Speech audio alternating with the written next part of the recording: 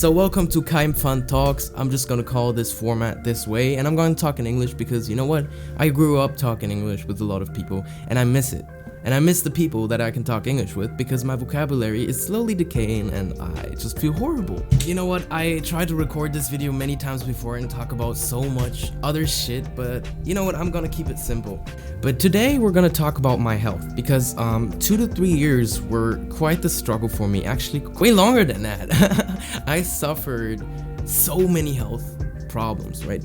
And I know this thing may be an issue with privacy and some people don't want to talk about their health, and you know, it's all good, you know, certain things are meant to be kept private. Because I live in Germany, I'm a student, so my name is K1Pfand. I make music, I make tutorials, I make videos, podcasts, art. You can't see it. I would love to show you some art real soon, I'll do that. I'm a skater, so I love skating. I was always in the skater scene. It's a lifestyle. You meet really cool people, friendly people. People share. You make cool edits. You go out with them. Like if you're truly in this skater scene, you have some diehard friends, and you can experience the most incredible stuff. However, the place where I'm from, it is very competitive. So the place where I live at is a very competitive place in Germany. And this mindset, you see this in everyday life, right? So it wasn't as cutesy-hearted and all cutie, blah, blah, blah, whatever. You get the point. So what happened to me? So first of all, I want to talk about my weight, because that's one thing I wanted to talk about. When I go through shit, I do pick up on weight.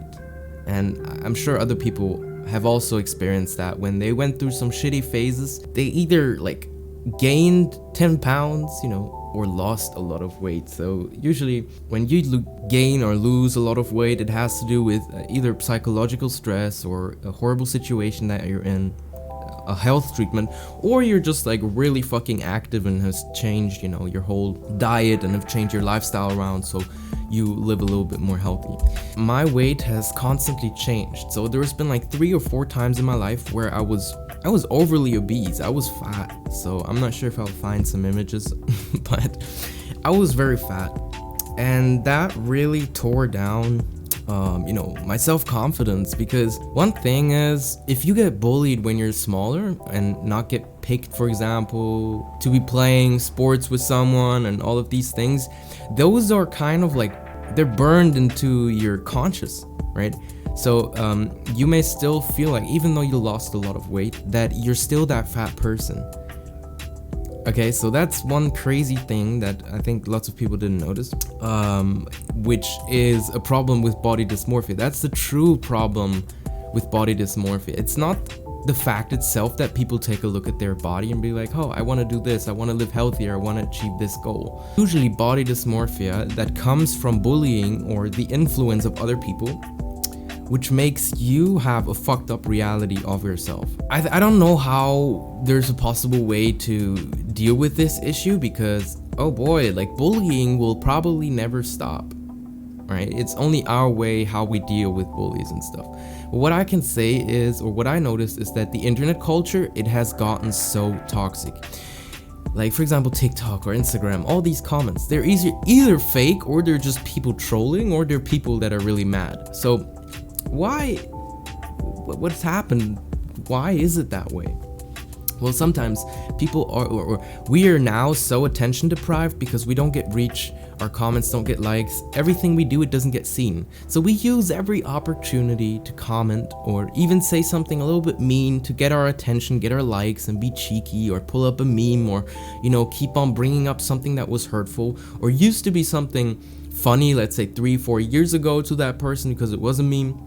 And you'll still bring that shit up because you'll get your 5 cents of attention. You're like, hee hee hee, funny, I'm so edgy, blah blah blah. But at the end of the day, it's just people hiding behind their screen, hiding behind what they truly want to be. Just have an outburst of energy because they can't be in the place that, the stuff that they're consuming or whatever, the content that they're watching, they can't be in that person's place. And that shit's pretty serious because it adds up to complete douchebags online commenting and saying things to people that they should have never even said. But let's put that off to the side. I had a skating injury 2 years ago, and what happened was I wanted to 50-50 grind a rail that was going downstairs. And I did hit the jump. I was on the rail, but the skateboard slipped out like under my feet. And then I kind of like, I leaned forward and lost balance, and the skateboard like flicked off the rail. And I fell with my rib, these 2-3 ribs, on the rail like this. So I hit the rail full speed. I was jumping on. Board slipped down, I fell on, almost hit a dab, you know. And I've never like really broken anything in my life properly, not that I really know of, except for that accident. And then I was like on the floor, I was like this, I was like, oh, this is not good. I couldn't even properly breathe. I had like this like that's how I breathe for like 1 or 2 minutes. And I noticed like that something wasn't right. And I noticed that my spine, it was like this.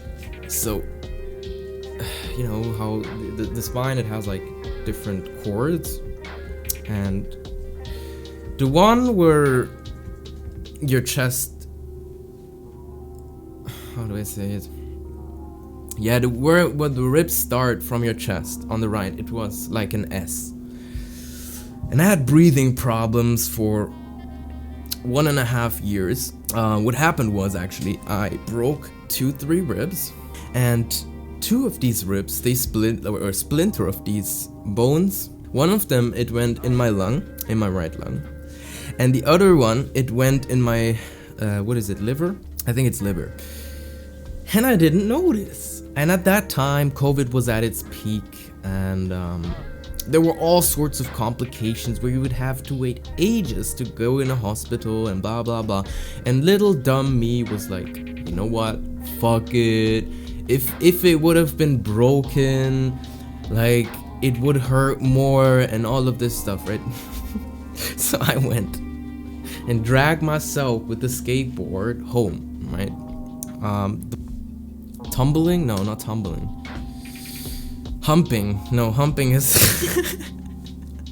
whatever. So you get what I was trying to say. And that fucked me up pretty bad, because what I didn't notice is after a week or so, when I was at home, I couldn't properly move a lot.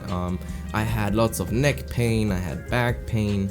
My lung got congested and it got really thick, and I felt like a pressure here. Because what happens is when your rib cage gets severely hurt, there's like muscle tissue between these ribs, and they get hard and they start to bleed around your ribs. So like when your teeth bleed, that's the same thing that happens to your chest and everything around the lungs.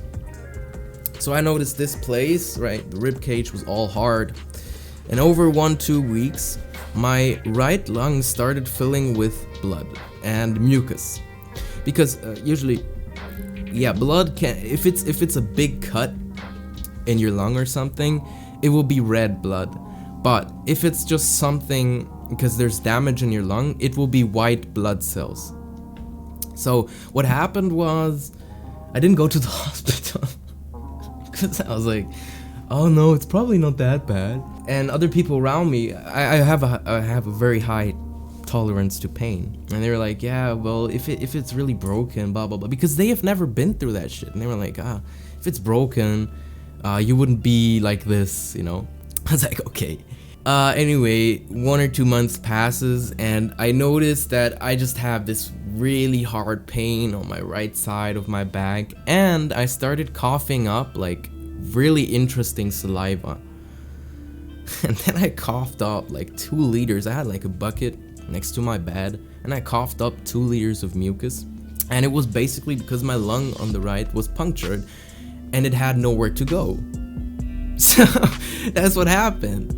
And I was fucked up in that time, because obviously I didn't know what was going on. You know, there was chaos in terms of politics, there was chaos with all these doctors, and it was so hard to get an appointment in this, and it was just a hassle. I just wanted to breathe and fucking exist and live in the moment. And that was pretty harsh for me. And then I didn't realize, because like I had troubles walking a little bit, and I always had this wrong posture, and people would never really notice. What I noticed is that I couldn't like do the hula hoop thing with my hips, right? So that was pretty scary. And I had to do all these exercises for 1 to 2 years for this all to improve and go away over time. And I did all these stretches and corrected my spine over really a very long time, and did it by myself. But what I really underestimated was that how much energy a crash or an injury may take from you, because the smallest like injury to your spine, or when you have a sore muscle or whatever, if you have like an imbalance in your back, your nerves basically go up your spine. So, and these nerves, they take care of your smell, they take care of your senses, they are like the stuff that make you sensible and susceptible to like impulses and other stuff. So naturally, if you have like an S in it, or something that was broken or hurt, you may also have nerve damage.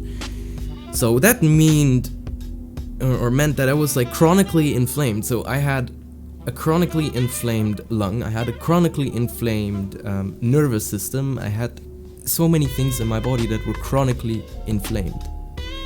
Meanwhile, nobody knows that. But you are highly irritable in that state. You feel tired, you have all these, headaches and this. And people, just fucking see you as lazy, like, thanks. It's my health, but okay, keep calling me lazy. Right, so I basically had 20 or 30% of the energy that I used to have, or a healthy person has. And that's what I mean. Like, I was before that I was a little bit judgy in terms of what people did. But after that I was like, damn, lots of people may also be fighting like diseases or illnesses that we don't see, right? And we should be really grateful for our health. So that was one of the most negative and most beautiful experiences I had, because I'm back to pretty good health. Now, the thing got more interesting, because anything to do with muscle and bones. So let's say you had a surgery for your teeth, and you run into an injury which also involves bones and muscle and the same kind of parts. That means it's going to be even harder for your body to regenerate and heal. And what happened was, before the accident, so let's say half a year ago, I got my wisdom teeth removed, and that is also one of the most horrible things a fucking person can go through. You just sit there 2 weeks with fucking swollen gums and everything, and you can't eat and drink the first 5 days, let's say. And the people or the dentist that did it for me, he fucked up the procedure. So I had inflamed gums for at least like half a year. Then I had the fucking accident with my rib, and everything healed so slowly. And then we're not done. Meanwhile, while I was having all these complications, I lived with a roommate, and he was going through a very depressive time, and he wanted to starve to death. Yeah, and then I had to move. I moved back to my grandma. I moved to so many places, and it was very intense. Anyway, half a year passes, I'm feeling better. So the swollen, parts and muscles are kind of gone. And I'm left with a little bit of my chest, piece of my chest bone that kind of sticks out a little bit. And I'm with a swollen part that's right next to the liver, right next to the lung. And okay, we'll get into it later. I started getting digestive problems as well. So let's just go back. I had inflamed gums because of a bad dental procedure. and supposedly that they were good dentists and blah blah blah blah after getting my wisdom teeth cut. Then I literally had fucking what's it called, scoliosis, due to a skate crash. I had all of these muscles being pulled more to the right side, so I was like imbalanced. I had inflamed nervous system, inflamed chest, inflamed brain tissue after some time, inflamed gums, and I literally felt like I was decaying while I was living, right? And it didn't feel good. It really didn't feel good, because you know you're going through puberty and you're like, bro, fuck, dude, I'm supposed to grow, I'm supposed to do blah blah blah blah blah. Then after half a year passed of my injury, another thing happened in Germany which was very interesting. I started getting numbing sensations near my feet, right? And one day I rolled an ankle because I think I ran somewhere because I had to get to work, and I rolled an ankle and I was like, okay, it's fine. After that, I was on a place to go to work where we worked on an ice rink. We worked at night to spray the ice rink and make it all even. It was a small ice rink outside, so nothing like in a city hall or something, but it was like in a outside with like plastic stuff, so you would spray it and wait for the ice to grow and stuff, which was really fun. We slid around on the ice and stuff, and I was like, okay, I'm feeling a little bit better, and also having this fresh air seemed okay. After that, I got sick because, you know, being on ice all fucking day for a week with no proper shoes and having the cold air will make you irritated after time, especially in the ice. If you didn't know, when you have ice rink stuff, there's also some chemicals in it, and when you breathe them in, well, it's not the best thing. So I got back after work, and after all this bullshit happened, bro, I started getting paralyzed in my fucking right leg. So the numbing sensation I was talking about that came from the rolled ankle, it slowly crept its way up to my what's this? Vada? Well, this fat muscular part under your leg. Does that make sense? And it moved up to my knees. And then I had to fight 3 or 4 months to get my ankle back, because what happened was I couldn't lift my foot up like this. That means every time I walked a stair, to be specific, the toe didn't move up like this. I could do this, but I can't move it up. So every time I would walk a stair, my foot would drag and like hit the stair. And I was like, okay, this is interesting. So look, how do I go from 2 years of damage when people were supposed to help me and help my health, to getting even more destroyed and even more fucked up and becoming a doctor myself? Because what I fucking did was look up all these medical like studies and medical procedures and to see the anatomy of the body and the nerves and how to heal this, and I came up with all this knowledge. Right, so you know how people study medicine and all they do is search Google and, you know, the 3 pages that exist for medical knowledge, the nervous system and the anatomy and blah blah blah, and what drugs, chemical drugs, help to do and alleviate whatever. That's all a medical study is. And since I am a student, I was connected to a lot of medicine students, but you know, the regulations were very interesting in that year, because you could only study medicine in Germany, by the way, if you have certain grades, and also if you were vaccinated for COVID, right? But you know, most people I talked to, they came up with the same stuff that I did. So how did I come from getting my wisdom teeth removed, having irritated gums, literally inflamed gums, to breaking 2 or 3 ribs, one of them going in my lung, my right lung, one going in my liver, having digestive system issues? So my digestive system was irritated, it was inflamed, my brain was inflamed, my nervous system was inflamed, I had scoliosis, and literally getting paralyzed on my foot. It started like to grow and expand. And I do have an hypothesis why this like thing happened when I started getting paralyzed, but I can't publish or tell my opinion online on this platform because it would raise a lot of suspicion. If you want to know, I will talk about it in the future and when more of these cases come out to the public, because there are some malicious things going on in this country and other places in the world, but I don't want to talk about it right now. The most important thing is that I got over it and is that I was able to heal it myself. I completely changed my diet. I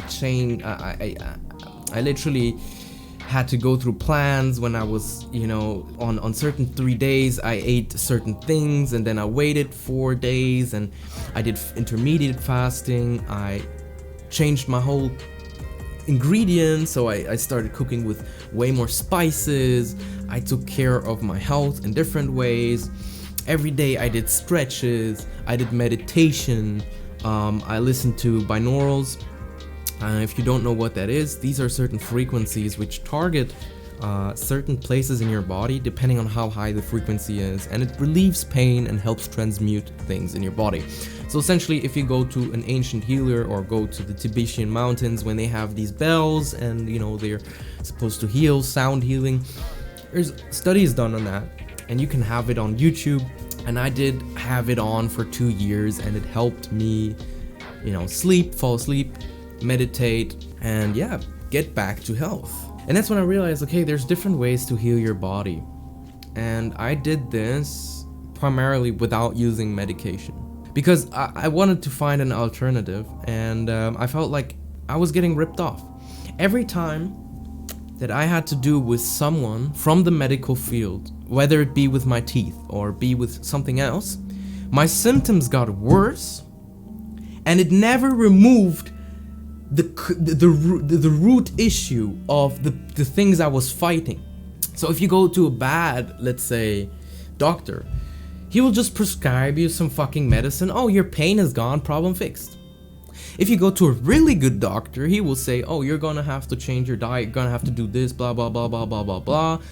Don't worry about it, he's calm, he's fun, he's gonna tell you, oh, laughing is the best medicine, being happy, which is all true. It's cheesy, but it's true. The things that really helped me heal were fucking dancing alone, listening to music that only I liked, and then just feeling it out. And then, noticing how my body became enlarged, extended, how all these sore muscles started expanding and everything being straight again. I did these power poses, and I know it sounds really cringe, but when your health fucking sucks, you try everything, and whatever works. And that basically changed my perspective on life and how we should consider a lot of situations in our everyday life to be not normal. It's a blessing to be able to breathe properly. It's a blessing to walk properly. It's a blessing to be free of certain pain and suffering. It is a blessing. This whole journey also showed me how far from reality, let's say, things have evolved, because you go to a certain place expecting, people to help you for your problems and maybe get rid of whatever. Instead, they make it worse. And then, people even around you tell you, go to a doctor, do this, do that. When these people, in that case, have usually made it worse for me. So what do I do in a situation like that? And that really brought me to tears a lot of time, because let's not get into the whole psychology of a lot of things and how many things we do every day that hurt the mental state of a lot of people. And how we didn't know about things like ADHD, autism, and all these things, and we treated these people, like, let's say 20, 30 years ago, really strange and really bad and like outcasts. And now we know what this is, and we can cope with it different. We see people different. We can actually go towards the direction of talking about a lot of other stuff, being open to how that people have brains that work different. Okay, we can't have a one-size-fits-all solution for every person out there. It just doesn't exist. So